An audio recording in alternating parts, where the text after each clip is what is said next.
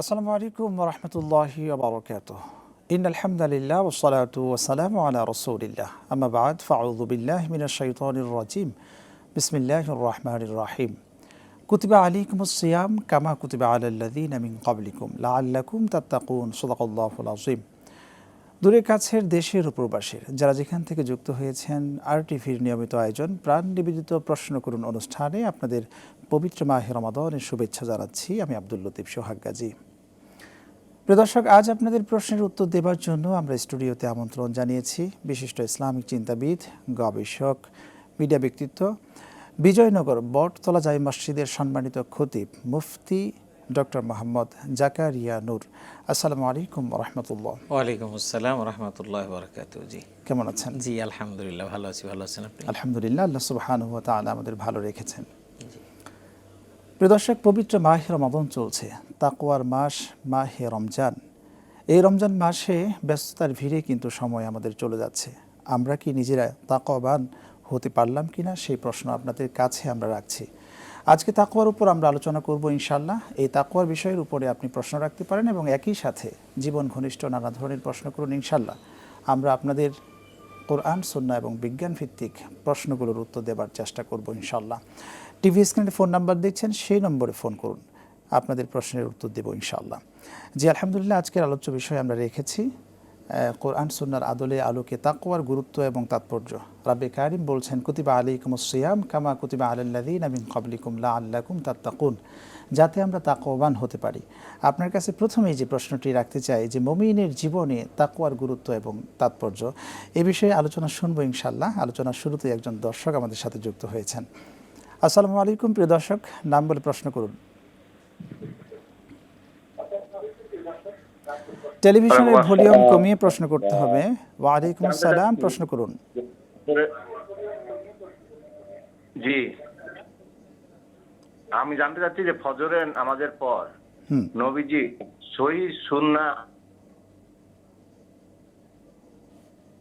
জি, ফজরের নামাজের পর নবী করিম সাল্লাল্লাহু আলাইহি ওয়াসাল্লাম সুন্নাহ অনুযায়ী কী ধরনের আমলগুলো করেছেন, সম্ভবত এই ধরনের প্রশ্ন তিনি করেছেন।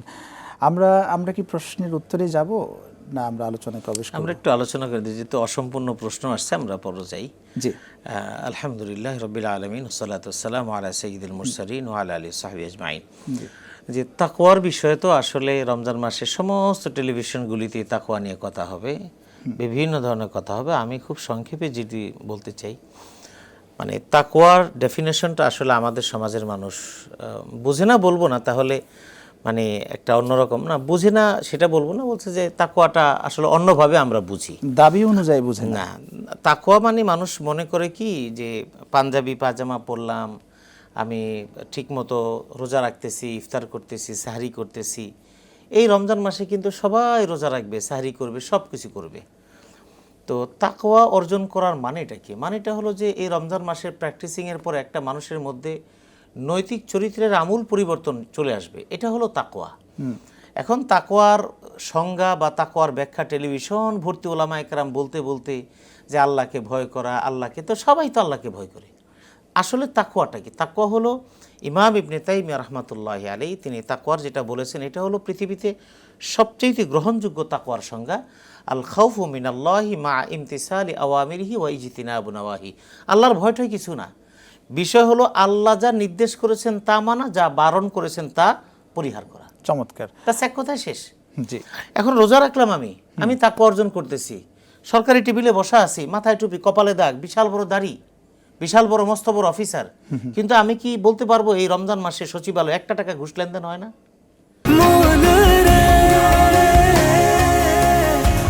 এভাবে ভরপুর বেঁচে থাকাটাই জীবন, আর জীবনের স্বাদের অনিবার্য সঙ্গী প্রাণ। কোটি কোটি টাকা ঘুষ লেনদেন হচ্ছে, যার কাছে ফাইল যাচ্ছে তিনি রোজাও রাখছেন, ইফতারও করবেন, সাহরিও করবেন, এবং তিনি সরকারি টাকা অনেক বড় বড় ইফতার করবেন। ইফতার পার্টি হবে, ইফতার পার্টির মধ্যে কোটি কোটি টাকা খরচ হবে, বড় বড় মন্ত্রী, মিনিস্টার, এমপি সবাই যাবে। তাকওয়াটা কি? তাকওয়ার মানেটাই হলো যে তাকওয়ার মানে হলো যে আমি রোজা রেখে আমি 2 মিনিট আগে আমি একটা খেজুর এরভাবে ধরে বসে আছি, 1 মিনিট আধা মিনিট আগে যে আজান দিবে আমি এভাবে ধরে আছি, এমনকি বাসায়ও কেউ নেই, তারপর আমি খাচ্ছি না, কেন? এটার নাম হলো তাকওয়া।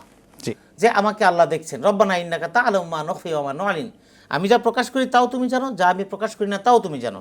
তাহলে খেজুরটা আমি মুখের সামনে নিয়ে, গ্লাসটা আমি মুখের সামনে নিয়ে, জুস এবং শরবতটা মুখের সামনে নিয়ে বসে আছি, কখন আজানের শব্দ শুনবো তখন আমি টেলিভিশনের মানে ওখানে টেলিভিশনের স্ক্রিনে আমি এই কাউন্টডাউন দেখতেছি সেকেন্ডের, 10 থেকে 9, 5 এভাবে যাচ্ছে, আমি তখনও মুখটা ধরে আছি। কিন্তু খাচ্ছি যখনই না। শেষ হলো ওই টিভি স্ক্রিনের মধ্যে আজানের, তখন আমি বিসমিল্লাহ দোয়া পরে আমি খাচ্ছি। এটাই তো আমি রোজা রাখতেছি। এখন যেই আল্লাহর ভয়ে আমি 1 সেকেন্ড আগে আমি শরবতটা মুখে নিচ্ছি না, এটার নাম হলো তাকওয়া। সুতরাং ওই আল্লাহর ভয়ে আমি অন্যের মাল কিভাবে আমি চুরি করি, আমি কিভাবে আমার কাছে সরকারি একটা কাগজ আসলো সেখানে ফাইল বন্দি করব, সেখানে আমি বাজেট যেটা হওয়া দরকার আমি বিভিন্নভাবে করে ফেললাম, আমি দোকানদার ভেজাল মাল দিলাম, আমি কেনা মাল আমি 10 টাকার মাল আমি বিক্রি করতে পারি 20 টাকা 30 টাকা বিক্রি করতে পারি, আমি সেটা কিভাবে 100 টাকা নিচ্ছি। আমি ব্যবসা করতেছি এই রমজান মাসে 800 টাকার একটা মাল, সেটার মধ্যে স্টিকার লাগায় রাখছে 25,000 টাকার, ভোক্তা অধিকার ধরতেছে, তারপরে ভেজাল মাল দিতেছি, ভোক্তা যাচ্ছে সেখানে আমি প্রতিবাদ করতেছি। কোথায় তাকওয়া তাহলে?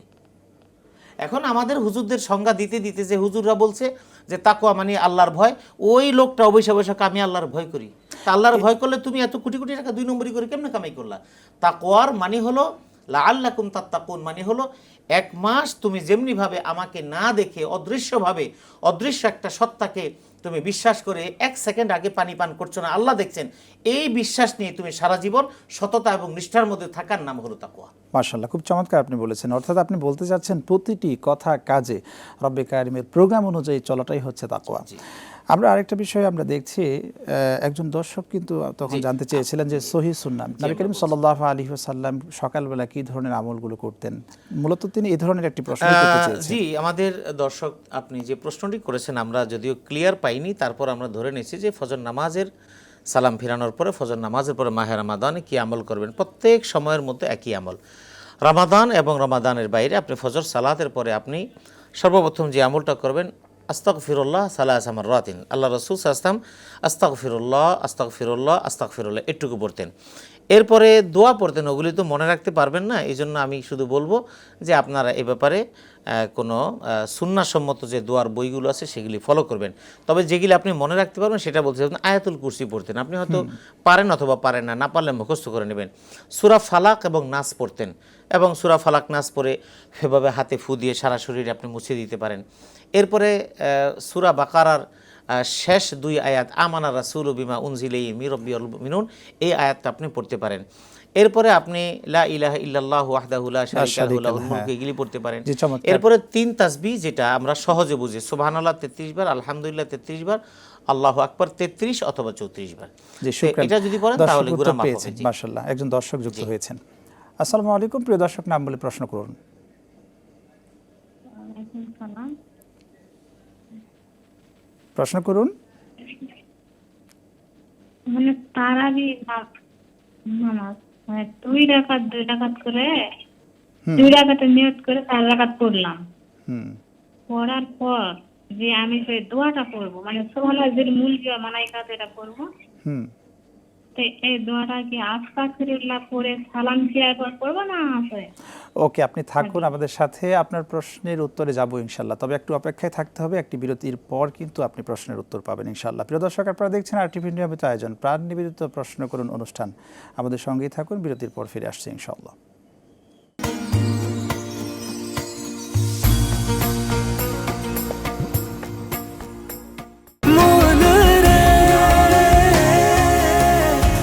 এভাবে ভরপুর বেঁচে থাকাটাই জীবন, আর জীবনের স্বাদের অনিবার্য সঙ্গী প্রাণ।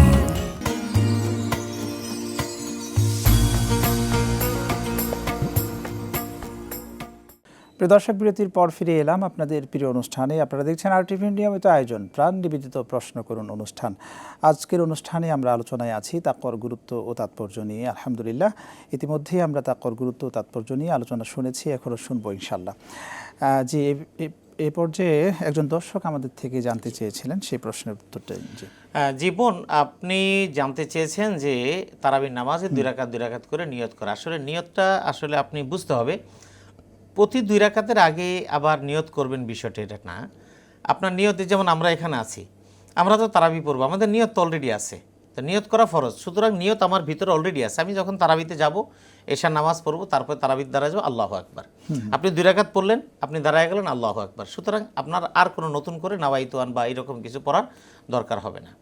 দ্বিতীয় কথা হলো, আপনি বলেছেন 4 রাকাত পরে সুবহানাজিল মুলকি ওয়াল মালাকুতি, এই যে দোয়ার বিষয়টা আছে, আসলে এই দোয়াটার অর্থ হয়তো অনেক সুন্দর আছে, আল্লাহর বরত্ব শ্রেষ্ঠত্ব নিয়ে কথা বলেছে, এটা আসলে জরুরি না।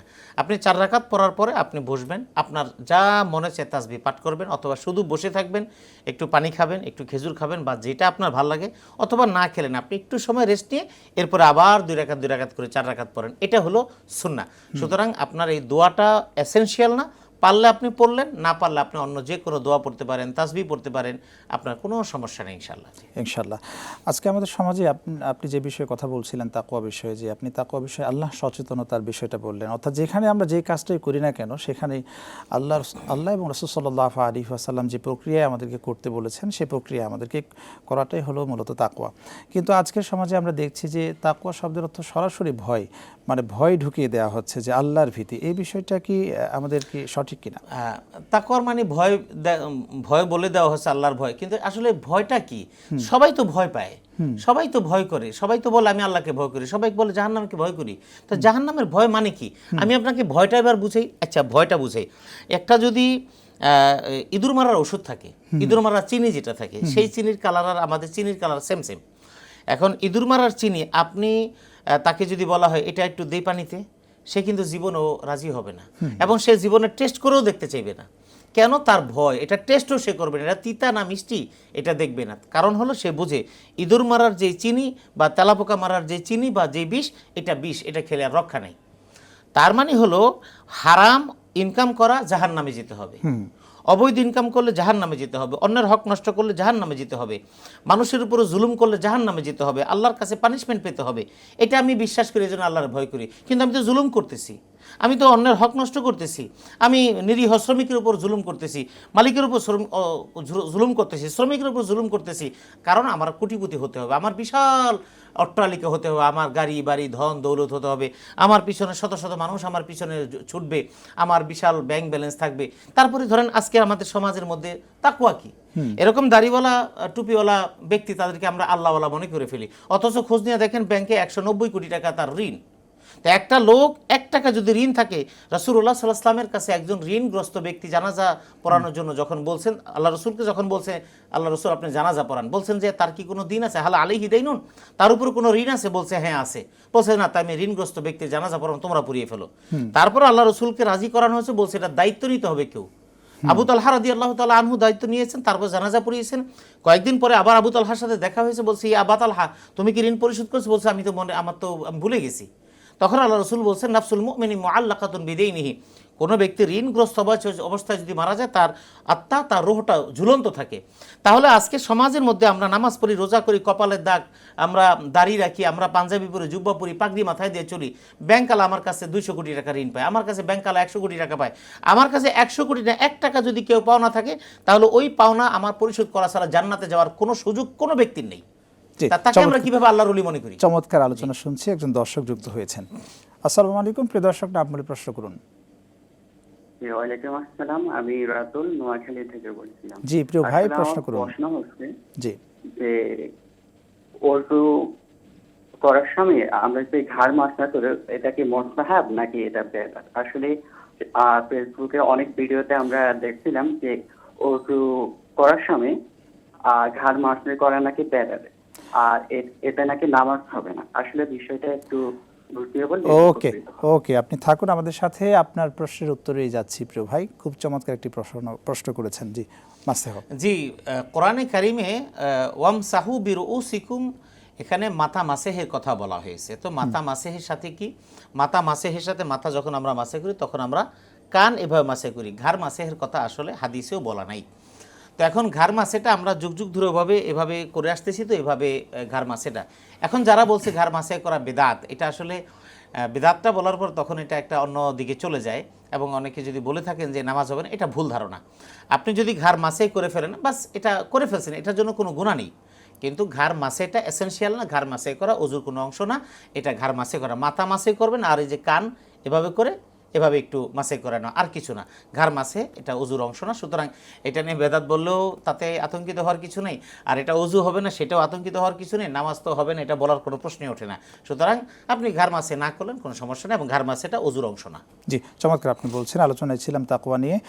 আপনার থেকে জানতে চাই যে এই যে তাকওয়ার একটি জ্ঞান তো অবশ্যই রয়েছে, যেই জ্ঞানটা অর্জন করলে আমাদেরকে তাকওয়াবান হতে সহযোগিতা করবেন, সেটা কোন জ্ঞান? জ্ঞান বলতে আসলে আমরা একটা কথা বলি যে আমরা আসলে অনুভূতি শক্তি জাগ্রত করা। আচ্ছা, তো আমাদের জ্ঞান তো সবারই আছে। যিনি চুরি করেন তিনি কি জ্ঞানী নন? যিনি জ্ঞানী নন, ডাকাতি যে করে সে কি জানে না ডাকাতি করা? আমি এটা বোঝাতে চেয়েছি যে হ্যাঁ, কোন আমি জ্ঞানটা ওটাই বলতেছি। পার্থক্য না, ঠিক করবে। আছে। জি, মানে আপনার বক্তব্য হচ্ছে জ্ঞান অর্জন করার দ্বারা আমি যাতে করে মানে এর থেকে দূরে থাকতে পারি, আমি সেটা বলতে চাচ্ছি। জ্ঞান তো আমাদের আছে, কিন্তু বিষয়টা হলো আমার অনুভূতি জাগ্রত করতে হবে, জবাবদিহিতার অনুভূতি আসতে হবে। রাসূল করিম সাল্লাল্লাহু আলাইহি ওয়াসাল্লামের যে হাদিস বুখারী মুসলিমে আছে যে আলা কুল্লুকুম রাইন ওয়া কুল্লুকুম মাসউলুন আন রাইয়াতি, এটা হলো হাদিসের প্রথমের অংশ। এর পরের অংশ বলা হয়েছে পৃথিবীতে যে যে কাজ করে প্রত্যেকে দায়িত্বশীল। এখন আমি যে আমার জায়গায় আছি, শুনবো ইনশাআল্লাহ। খুব চমৎকার আলোচনায় আছি। প্রিয় দর্শক, সময় হয়ে গেল আর একটু বিরতি নেবার, আমাদের সঙ্গে থাকুন, ফিরছি একটু পরে ইনশাআল্লাহ।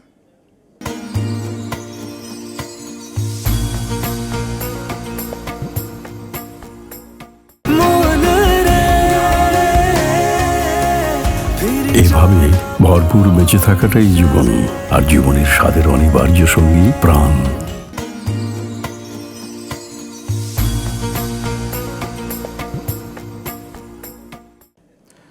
দর্শক, বিরতির পর ফিরে এলাম আপনাদের প্রিয় অনুষ্ঠানে। আপনারা দেখছেন আরটিভির নিয়মিত আয়োজন প্রাণ নিবেদিত প্রশ্ন করুন অনুষ্ঠান। আজকের অনুষ্ঠানে আমরা আলোচনায় আছি তাকওয়ার গুরুত্ব ও তাৎপর্য নিয়ে। জি, আপনি আলোচনায় ছিলেন যে জায়গায়। জি, আমরা বলছিলাম যে জ্ঞান তো সবারই আছে, জ্ঞান থাকার পরেও তো মানুষ সমস্ত অন্যায় অবিচারগুলো করে। কিন্তু আসলে এই জ্ঞান থাকা এবং সেই সাথে অনুভূতি থাকা দুটো এবং বিষয় কোন জড়িত। জ্ঞানটি অর্জন আমি করলে সেটাই সে বলতেছি। পার্থক্য করতে পারবে? সেটা হলো এই জ্ঞান আমরা সবার আছে, কিন্তু এখন কোন জ্ঞানটা আমার অনুভূতি জাগ্রত করবে। আমার অনুভূতি, আমার চেতনা শক্তি যদি আমার চলে যায় তাহলে কোনো জ্ঞানই কাজ হবে না। এখন ওই কোন জ্ঞানে চেতনা শক্তি আসবে, ওই জ্ঞানটা হলো কোরআন এবং সুন্নাহর যে জ্ঞান, যেই জ্ঞানের দ্বারা আমি বুঝবো যে আল্লাহর কাছে আমার জবাবদিহি করতে হবে, আল্লাহর কাছে আমাকে প্রশ্নের সম্মুখীন হতে হবে। এটা যখন আমার ভিতরে চলে আসবে তখন আমার দ্বারা অন্যায় থেকে আমার বিরত থাকার ন্যূনতম একটা মানসিকতা তৈরি হবে। এর বাহিরে আমি যত যাই করি না কেন, আসলে আমার দ্বারা আল্লাহ নির্দেশ মানা, সেই মানার মানসিকতা আমার ভিতরে কখনো তৈরি হবে না। আজকের সমাজে তো আমরা এই ধরনের জ্ঞানের প্ল্যাটফর্ম খুব কম দেখছি। আপনার কাছে কি মনে হয়? জি, আমাদের সমাজে তো কোরআন সুন্নাহর জ্ঞানের প্ল্যাটফর্ম নাই বললেই চলে, এবং যতটুকু আছে সেটাও সামাজিকভাবে অবমূল্যায়িত হচ্ছে। তো বিষয়টা আসলে আমাদের প্রত্যেকের যে চেতনা বলে, ওই চেতনাটা জাগ্রত করা দরকার। জি, শুকরান। একজন দর্শক আছে। জি, আসসালামু আলাইকুম। প্রিয় দর্শক, নাম বলে প্রশ্ন রাখুন। জি, প্রশ্ন করুন। শরীর কেটে গেলে রক্ত করলে গিরে যাবে?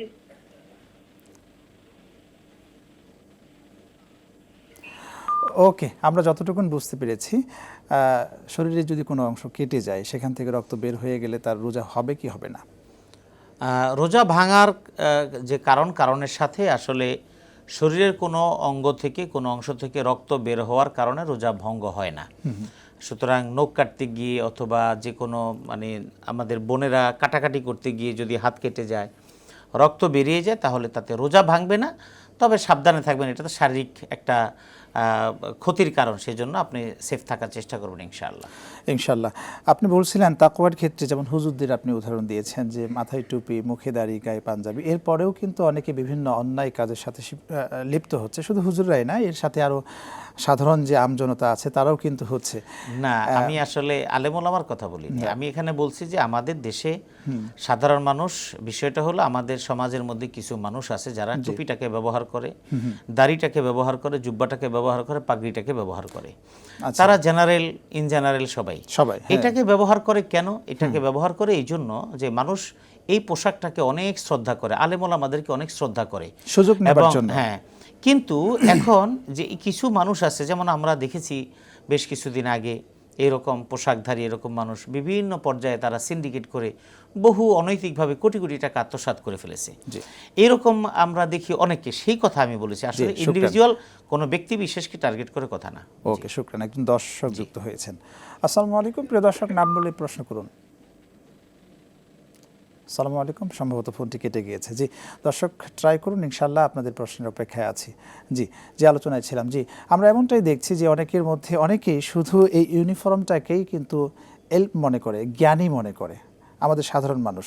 কেন এটাকে শ্রদ্ধা করে, সম্মান করে, যে মুখে দাড়ি, গায়ে টুপি, মাথায় টুপি, গায়ে পাঞ্জাবি। আসলে বিষয়টা আপনি এটাকে বারবার করার দরকার নেই। বিষয়টা হলো এরকম যে আমাদের অনুভূতি, আমাদের চিন্তা শক্তিটার মধ্যে আল্লাহর ভয় থাকা দরকার, পরকালীন জবাবদিহির অনুভূতি। আমার যদি ফিলিংসটা এরকম থাকে যে আমি যা করছি, ইয়াউমা তাজিদু কুল্লু নাফসিম মা আমিলাত মিন খাইরিম মুহদারা, তুমি যা করো সব কিছু উপস্থিত করা হবে।